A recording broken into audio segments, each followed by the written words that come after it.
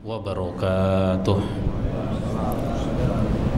Alhamdulillahi rabbil alamin, alladzi anzala ala abdihil kitaba wa lam yaj'al lahu 'iwaja. Asyhadu an la ilaha illallah wahdahu la syarikalah wa asyhadu anna Muhammadan abduhu wa rasuluh. Allahumma salli wa sallim wa barik ala nabiyyina Muhammadin wa ala alihi wa ashabihi ajma'in, amma ba'd. Jamaah sekalian yang saya hormati, marilah kita mulai kajian kita pada malam ini dengan membaca basmalah. Bismillahirrahmanirrahim. Bahasan kita masih melanjutkan asbabun nuzul, sebab-sebab turunnya ayat-ayat Al-Quran yang berkaitan dengan masalah akidah. Kita bahas tentang ayat 8 dari surat Ar-Ra'd. Surat Ar-Ra'd, surat ayat yang ke-8. Ini tentang Allah itu Maha Tahu. Manusia seringkali berniat dan melakukan hal-hal yang tidak benar.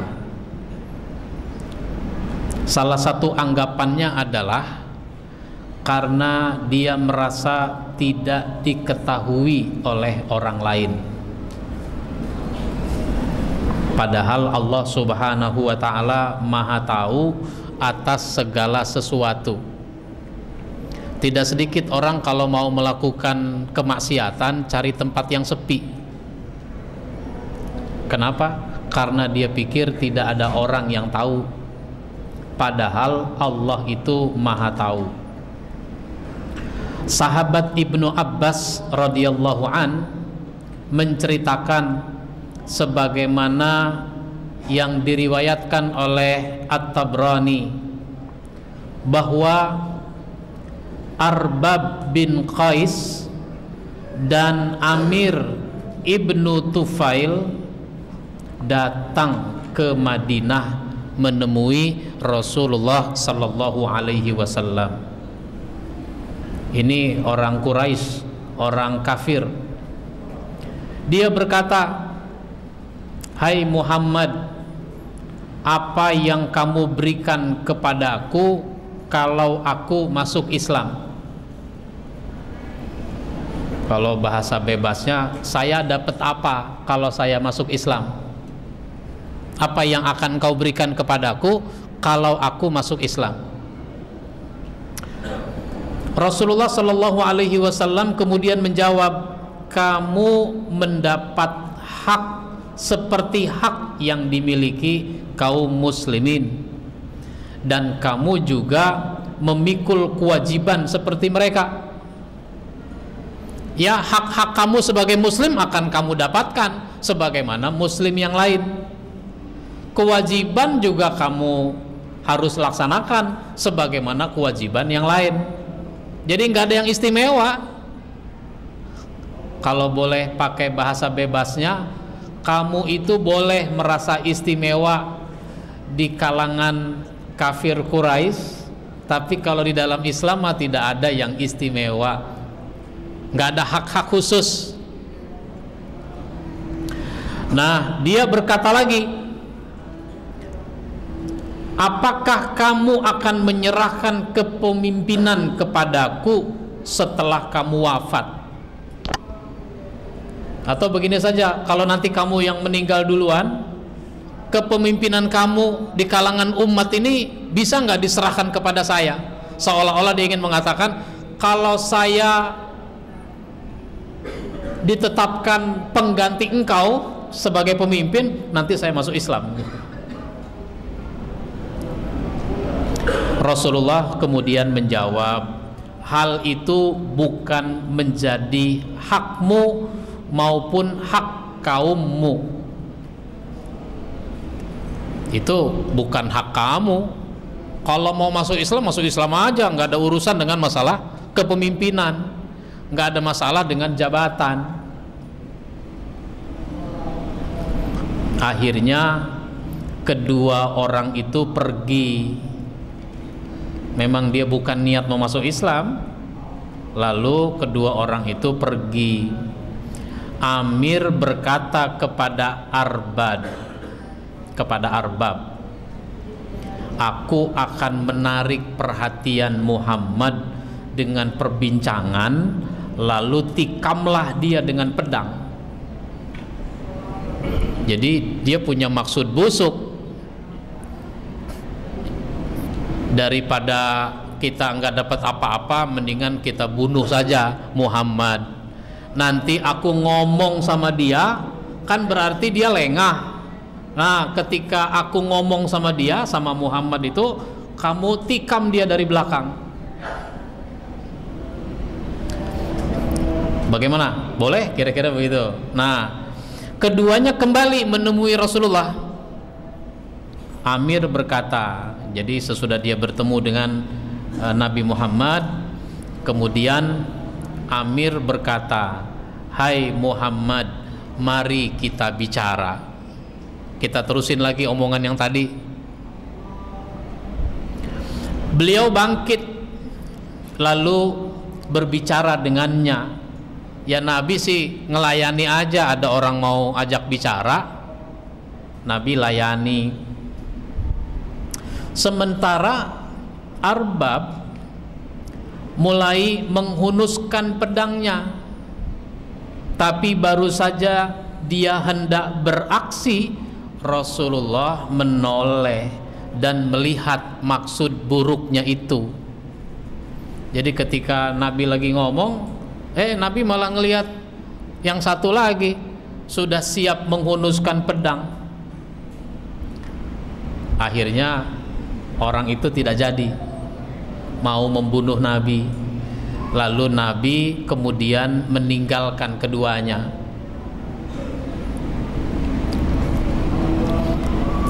Kedua orang itu pergi. Sesudah itu berpisah kan, Nabi meninggalkan keduanya. Dua orang itu pun akhirnya pergi. Ketika berada di Ar-Raqam, satu tempat, Allah mengirimkan petir yang menyebabkan Arbab tewas. Disambar petir itu. Lalu turunlah ayat 13 surat Ar-Ra'd ini, surat 13 ayat yang ke-8. Allahu ya'lamu ma tahmilu kullu unsa wa ma taghidul arham wa ma tazdadu wa kullu syai'in indahu bimiqdar. Allah mengetahui apa yang dikandung oleh setiap perempuan, dan kandungan rahim yang kurang sempurna dan yang bertambah, dan segala sesuatu pada sisinya ada ukurannya. Allah Maha tahu. Kalau Nabi mungkin tidak tahu maksud buruk orang, tapi Allah Maha tahu. Maka Allah mengazab orang yang punya maksud buruk itu. Dia disambar petir. Ya, saya tidak tahu sekarang ini juga ada orang disambar petir mati. Nah, dari kisah ini pelajaran yang dapat kita ambil adalah manusia harus menyadari dan memahami bahwa Allah Subhanahu wa ta'ala Maha tahu atas segala sesuatu, termasuk bayi yang ada dalam kandungan, hingga niat orang yang sangat tersembunyi di dalam hatinya. Allah tahu niat orang. Bayi dalam kandungan Allah tahu. Kalau kita kan nggak tahu secara sepenuhnya. Sekarang manusia memang sedikit-sedikit tahu, tapi tetap saja manusia punya keterbatasan. Dia tidak tahu sepenuhnya apa yang ada dalam kandungan. Misalnya bayi lahir 3,2 kilogram. Itu sesudah lahir apa sebelum lahir taunya? Sesudah lahir ditimbang. Saya tidak tahu ya, boleh juga tuh tanya sama dokter kandungan. Dok, kira-kira ini bayi lahir berapa beratnya? Sekarang kan sudah mulai diketahui, oh ini kelaminnya laki-laki atau perempuan, sudah mulai diketahui dengan teknologi kedokteran. Tapi dia tahu nggak ya warna kulitnya nanti dokter itu? Warna kulitnya kira-kira apa nih dok? Matanya kira-kira belok apa sipit? Beratnya kira-kira berapa? Dan seterusnya. Nah, jadi manusia tidak boleh sombong hanya tahu sedikit, seolah-olah Allah sudah bisa disaingi. Kalau Allah tahu, kita juga tahu. Pengetahuan kita sangat terbatas. Allah Maha tahu, sampai Allah tahu maksud buruk orang, niat orang Allah tahu. Maksud dan perbuatan jahat yang dilakukan manusia pasti ada balasannya. Jadi Allah itu tidak lengah, Allah itu tidak lupa bahwa manusia itu akan ada balasannya. Kalau tidak di dunia, itu nanti di akhirat. Kalau kita kan suka lupa. Misalnya pemimpin mau menghukum anak buahnya, dia lupa. Anak buahnya senang, pemimpinnya lupa, sehingga dia tidak dihukum.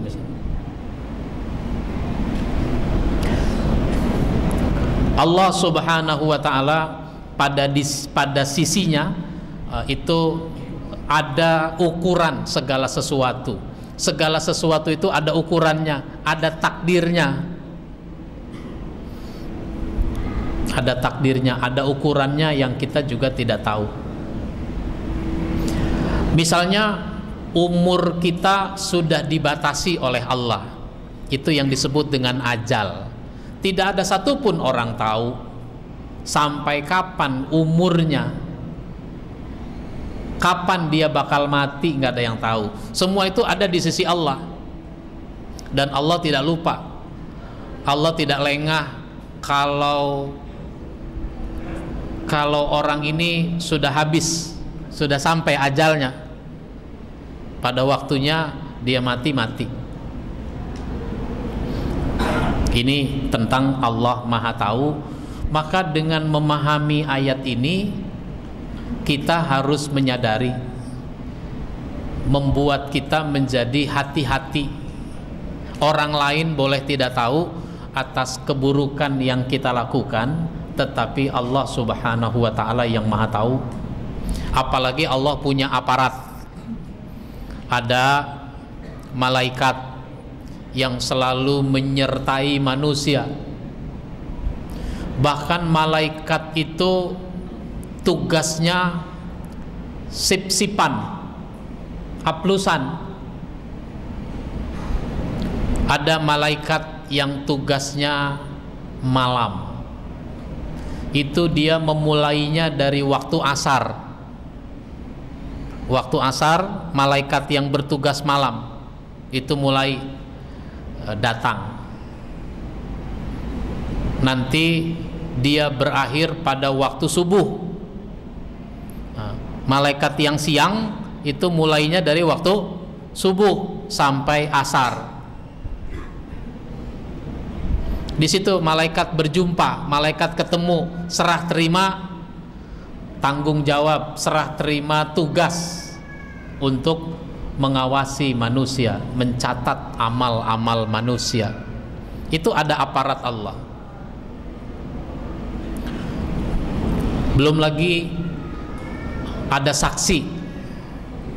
ada saksi atas apapun yang dilakukan oleh manusia. Bumi di mana kita pijak itu jadi saksi. Sampai Nabi mengatakan dalam satu hadisnya, tahaffazu fil ard fa innaha ummukum. Hati-hatilah kamu terhadap bumi, karena bumi ini seperti ibumu. Bumi seperti ibumu. Maksudnya apa itu bumi seperti ibu? Ibu itu biasanya tahu persis tentang perkembangan anaknya. Dia bisa bercerita tentang anaknya. Anaknya sendiri udah lupa, tapi ibunya masih ingat. Bumi itu seperti ibu, di mana bumi nanti akan bercerita kepada Allah, kepada yang bersangkutan. Ada orang mau melakukan kemaksiatan, itu pergi ke Sumatera misalnya. Bumi Sumatera nanti cerita, dia pernah ke Sumatera. Di Sumatera itu ternyata dia melakukan ini. Jadi tidak bisa menghindar dari persaksian. Apalagi Allah lengkap datanya. Allah Maha Tahu atas segala sesuatu. Itu surat Ar-Ra'd ayat yang ke-8. Ayat berikutnya yang kita bahas yaitu surat Ar-Ra'd ayat yang ke-13. Ini tentang akibat membantah Allah. Dalam akidah Islam, setiap kita seharusnya meyakini Allah Subhanahu wa ta'ala sebagai Tuhan yang benar. Membantah Allah Subhanahu wa ta'ala, apalagi mempertanyakan yang tidak berdasar, hanya akan berakibat buruk bagi manusia. Sahabat Anas radhiyallahu an menceritakan sebagaimana diriwayatkan oleh An-Nasai dan Al-Bazzar bahwa Rasulullah sallallahu alaihi wasallam mengutus seorang sahabat untuk berdakwah kepada tokoh-tokoh jahiliyah. Mereka malah bertanya, orang-orang kafir itu bertanya, Tuhanmu yang kamu seru, aku menyembahnya terbuat dari apa? Apakah dari besi, dari tembaga, dari perak, atau dari emas? Kalau boleh pakai terjemahan bebasnya, sebelum aku masuk Islam, aku mau tanya dulu, Tuhanmu yang kamu sembah, yang nanti kalau saya masuk saya juga menyembahnya, itu terbuat dari apa? Dari emas, dari perak, dari tembaga, dari besi, atau dari apa? Itu kan pertanyaan keterlaluan begitu. Sahabat yang diutus itu kembali kepada Rasulullah dan memberitahu beliau. Jadi bercerita, sahabat yang ditugaskan untuk berdakwah ini, lalu dia nggak menjawab, tapi terus dia kembali lagi kepada Rasul dan bercerita. Namun Rasulullah Shallallahu Alaihi Wasallam kembali mengutus sahabat untuk mengajak orang itu masuk Islam. Meskipun sudah beberapa kali, tetap saja pertanyaannya seperti itu. Hingga akhirnya Allah Subhanahu wa ta'ala mengirim petir. Nah, ini petir lagi, yang menghanguskan tubuhnya. Maka turunlah ayat ini, surat Ar-Ra'd ayat 13. Wa yusabbihur ra'du bihamdihi wal malaikatu min khifatihi wa yursilus sawa'iqa fayusibu biha may yasha wa hum yujadiluna fillahi wa huwa syadidul mihal. Dan guruh itu bertasbih dengan memuji Allah. Guruh, guntur, suara yang kalau ada angin kencang itu kan ada suaranya itu. Demikian pula para malaikat karena takut kepadanya itu juga bertasbih kepada Allah. Angin kencang bertasbih kepada Allah, malaikat bertasbih kepada Allah, dan Allah melepaskan halilintar lalu menimpakannya kepada siapa yang Dia kehendaki. Ada badai. Manusia itu memang sudah semakin hebat, teknologi sudah semakin canggih. Manusia kadang sudah bisa, seperti di Amerika itu ada badai. Badai itu ada namanya. Di Filipina badai ada namanya. Nah, di Amerika misalnya ada badai Rita, perempuan kali itu badai. Nah, namanya Rita. Itu sudah bisa diperkirakan oleh ahli-ahli di Amerika, dia akan datang jam berapa, hari apa, jam berapa, berapa lama.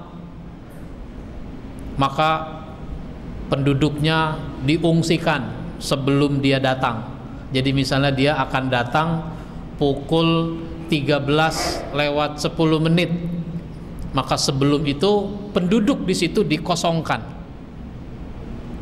baru kemudian datang. Itu satu kota namanya New Orleans itu hancur dengan badai Rita. Tapi kalau badai yang mereka namakan dengan tornado, dia bisa diperkirakan kapan datangnya, tapi nggak bisa diprediksi kemana jalurnya, datangnya kemana.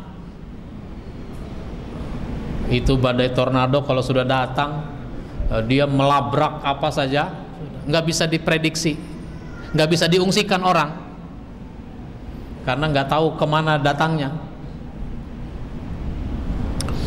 Lalu menimpakannya kepada siapa yang Dia kehendaki, dan mereka berbantah-bantahan tentang Allah, dan Dialah Tuhan yang maha keras siksanya. Padahal baru di dunia itu orang sudah disambar petir. Nah, dari kisah di atas, pelajaran yang dapat kita ambil adalah segala sesuatu adalah makhluk Allah. Mereka selalu bertasbih. Pohon, binatang, alam semesta, itu semua bertasbih kepada Allah. Tinggal masalahnya kita bertasbih apa tidak kepada Allah. Manusia bertasbih apa tidak kepada Allah. Allah Subhanahu wa ta'ala berkuasa untuk memerintahkan seluruh makhluknya untuk melakukan sesuatu, termasuk memerintahkan petir untuk menyambar manusia yang durhaka dan keterlaluan.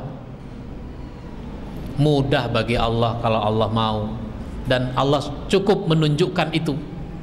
1-2 kasus Allah tunjukkan kepada manusia betapa Allah itu maha kuasa untuk memerintahkan segala sesuatu. Mungkin air, bayangkan air laut bisa tumpah ke darat beberapa saat saja, yang disebut tsunami misalnya. Setelah dia tumpah ke darat, balik lagi ke laut. Itu mudah bagi Allah, dan sampai sekarang nggak bisa diprediksi oleh manusia. Manusia nggak tahu kapan akan terjadi gempa bumi. Itu manusia nggak ada yang tahu. Sampai sekarang dengan kecanggihan teknologi manusia, tiba-tiba terjadi gempa bumi.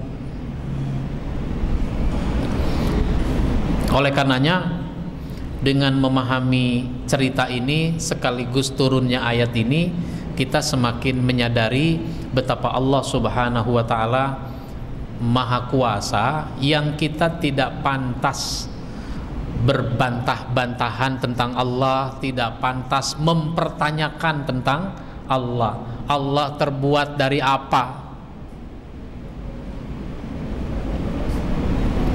Ini sesuatu yang harus diwaspadai. Maka kita boleh memikirkan tentang apa yang Allah cipta. Tafakkaru fi khalqillah.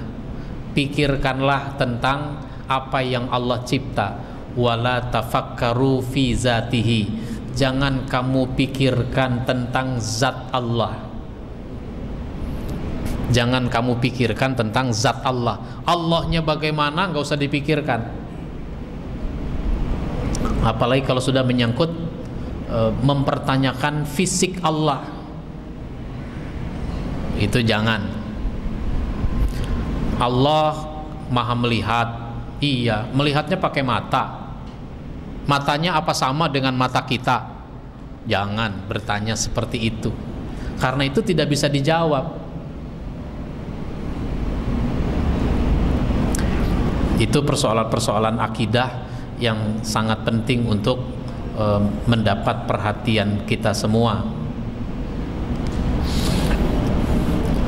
Kemudian kita sambung ke surat Maryam, surat 19 ayat 64. Ini tentang tergantung perintah. Judulnya itu tergantung perintah. Di antara sifat malaikat adalah selalu menunjukkan ketaatan kepada Allah Subhanahu wa taala, meskipun hal itu tidak menyenangkan bagi manusia. Kalau malaikat mah disuruh oleh Allah, kerjakan saja. Dia tidak pernah membantah, dia tidak pernah menolak apapun yang Allah perintah.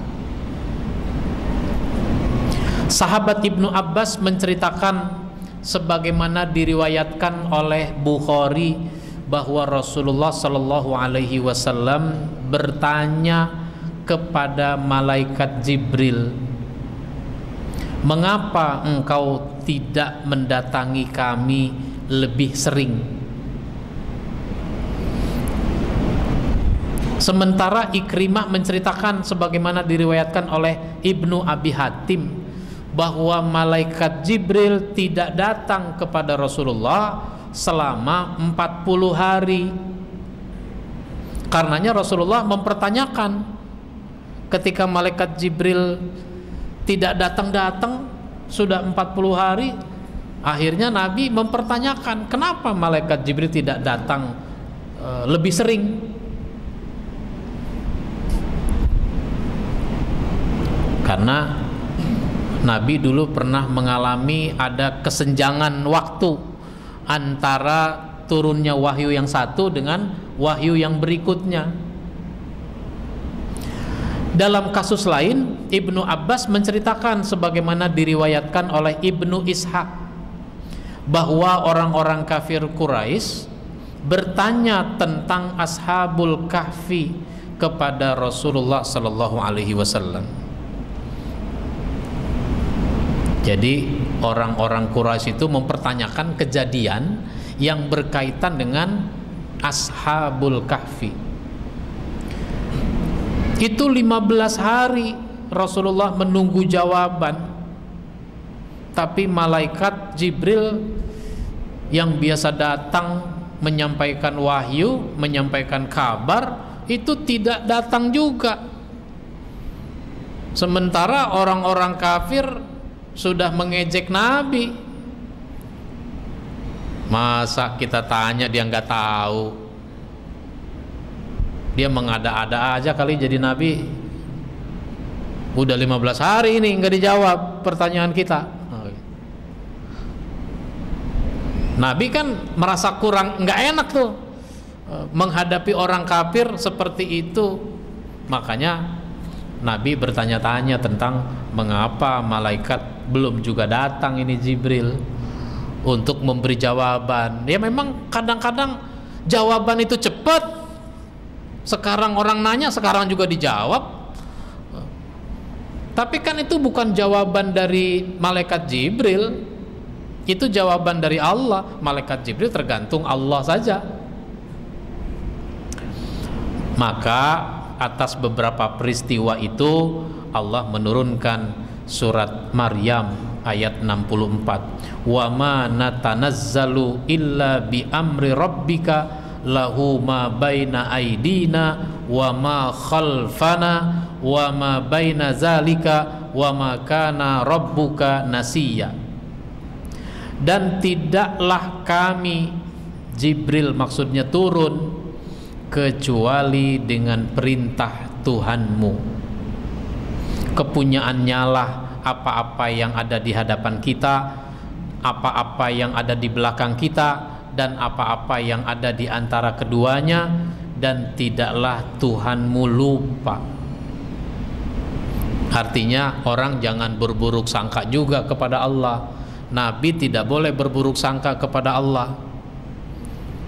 Allah lupa kali ya, kok malaikat nggak turun-turun nih? Nggak begitu, nggak boleh.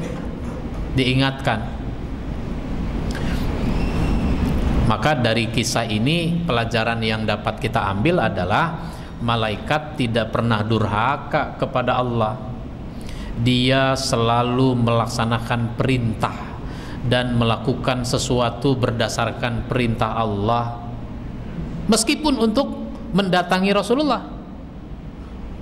Jadi enggak tiba-tiba malaikat datang begitu aja kepada Rasul, enggak, semuanya atas perintah Allah. Meskipun malaikat tahu, kasihan juga nih Nabi Muhammad, ditanya orang dia belum bisa jawab, apa saya kasih tahu jawabannya ya? Langsung dia datangi? Tidak. Malaikat Jibril itu mendatangi Nabi itu berdasarkan perintah Allah. Oleh karenanya sebagai manusia, salah satu sifat malaikat ini harus kita tiru. Sifat malaikat yang selalu mentaati Allah, melakukan sesuatu berdasarkan perintah Allah, itu harus kita tiru, sehingga yang kita lakukan tidak bertentangan dengan ketentuan Allah. Jangan sampai orang seenaknya melakukan sesuatu sampai dia melanggar ketentuan Allah Subhanahu wa ta'ala. Bahkan kalau dalam konteks misalnya menyiksa manusia, malaikat itu kan ada yang tugasnya menyiksa manusia di dalam neraka misalnya. Itu malaikat tidak punya perasaan enggak tega. Ya Allah, saya enggak tega misalnya gitu, enggak. Emang harus disiksa, siksa. Makanya itu ada ayat surah At-Tahrim ayat yang ke-6 itu, ya ayyuhallazina amanu qu anfusakum wa ahlikum nara wa quduhan nas wal hijarah 'alaiha malaikatun ghilazun syidadun la ya'sunallah ma amarahum wa yaf'aluna ma yu'marun. Jaga dirimu, jaga keluargamu dari api neraka yang bahan bakarnya manusia dan batu. Atasnya ada malaikat, malaikat yang kejam, malaikat yang bengis, malaikat yang kasar, yang dia tidak durhaka kepada Allah. Malaikat tidak durhaka kepada Allah dan dia selalu melaksanakan apa yang Allah perintah. Jadi kalau Allah perintah siksa itu orang, siksa. Sampai ada orang di dalam neraka minta untuk bisa keluar atau minta dimatikan. Dia sudah begitu menderita, minta dimatikan. Oh, kematian sudah berakhir, sekarang udah nggak ada lagi mati. Di neraka, di hari akhirat itu sudah nggak ada lagi kematian. Kematian telah berakhir. Jadi orang hidup terus. Kalau dia menderita, menderita terus. Kalau dia senang, senang terus. Nah, waktu melihat orang menderita, itu malaikat nggak ada perasaan nggak tega. Emang dia disuruhnya menyiksa, menyiksa sudah. Ini malaikat yang selalu tunduk kepada apa yang Allah perintah. Nah, oleh karenanya di sini sifat ini yang harus kita tiru, sifat untuk selalu berusaha tunduk kepada ketentuan Allah. Bukan soal enak dan gak enak. Kadang-kadang orang mau tunduk kalau enak, nggak mau tunduk kalau nggak enak. Mau enak, mau nggak enak, kalau memang kita harus tunduk, ya tunduk kepada ketentuan Allah. Mungkin ada pertanyaan sebelum saya lanjutkan?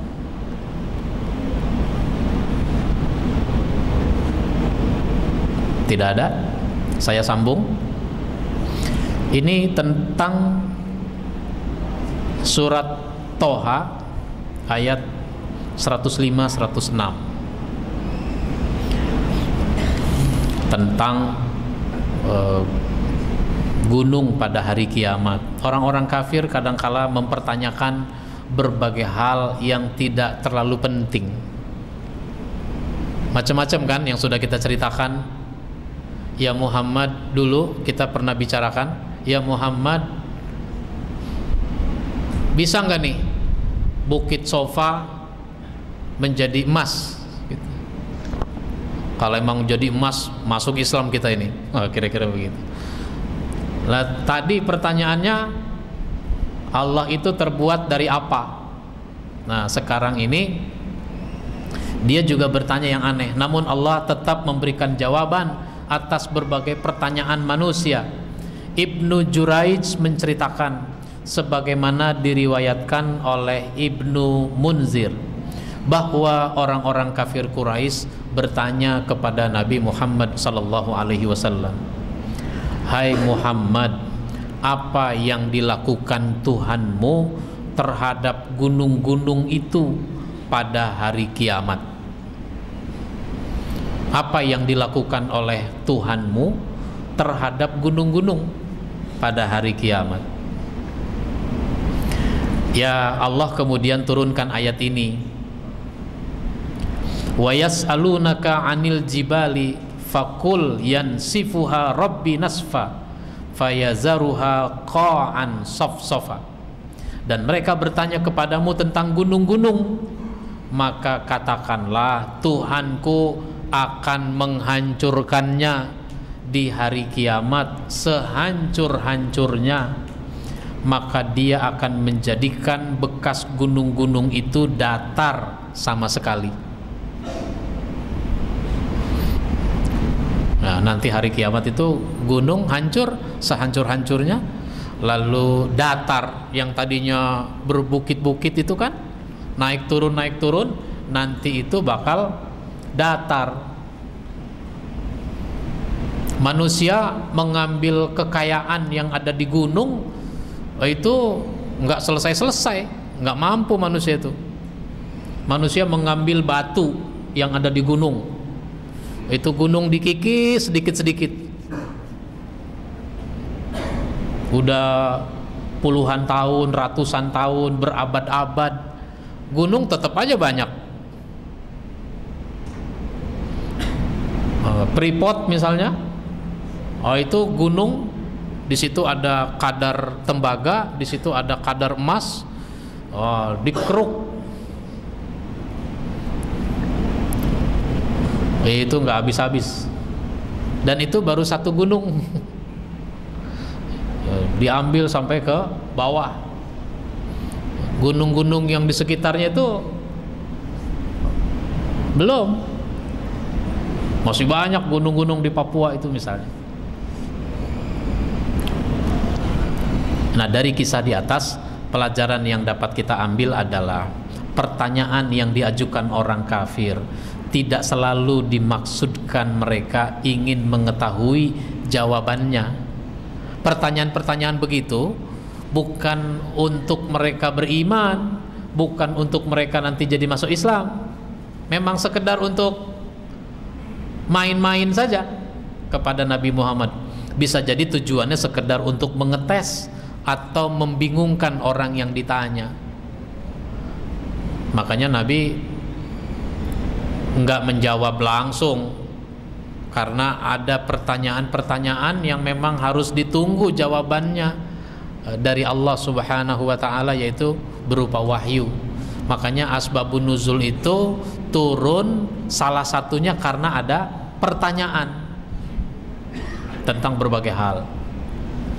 Hari kiamat merupakan kejadian yang sangat dahsyat terhadap alam semesta, termasuk dari sisi penghancurannya, sehingga gunung yang sedemikian kokoh akan dihancurkan oleh Allah dengan sehancur-hancurnya. Gunung itu akan beterbangan seperti kapas, seperti kapuk. Tahu kapuk? Ada pohon kapuk. Kapuk itu ada buahnya, lalu dia terkelupas, terus tertiup angin, maka kapuk itu beterbangan kemana-mana. Seperti itu nanti gunung itu akan hancur, kemudian beterbangan kemana-mana. Itu suasana hari kiamat yang harus kita yakini, yang harus kita percayai. Makanya salah satu rukun iman itu adalah iman kepada hari akhirat. Yang kiamat itu adalah awal dari hari akhirat.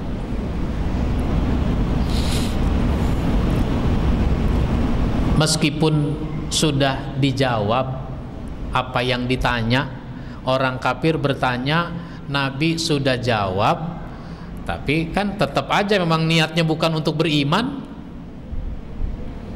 Bertanya itu cuma mau mengejek, bukan mau beriman. Maka kalau orang memang niatnya mau beriman, nggak pakai nanya juga, sudah dia beriman. Bahkan dulu ketika seorang sahabat Mus'ab bin Umair berdakwah ke Yasrib, di Yasrib ada dua suku besar, suku Aus dan suku Khazraj. Mus'ab itu berdakwah kepada suku Aus dari kalangan elit, kepala-kepala suku masuk Islam, gampang ke bawahnya. Saya juga baru mendengar cerita waktu 2 pekan yang lalu saya ke Nusa Tenggara Timur dalam rangka dakwah. Saya dapat cerita ada satu kecamatan waktu itu tahun 73 apa gitu, itu camatnya masuk Islam. Satu kecamatan itu camatnya masuk Islam. Karena camatnya masuk Islam, ke bawahnya gampang orang masuk Islam. Saya menyelenggarakan pesantren kilat mu'alaf. Ada di antara orang itu yang ikut acara itu, berarti dia udah tua. Nah itu. Nah, sesudah suku Aus masuk Islam, dia mau berdakwah kepada suku Khazraj. Cuma kepala suku menghalang-halangi, sudah mau mengusir. Kata Mus'ab, Tuan jangan usir saya, Tuan dengar saja dulu apa yang mau saya katakan. Nanti kalau Tuan sudah nilai omongan saya tidak benar, saya nggak usah diusir, saya akan pergi dengan sendirinya. Akhirnya mau juga dia mendengar. Sesudah dia mendengar, bertanya cara masuk Islam bagaimana.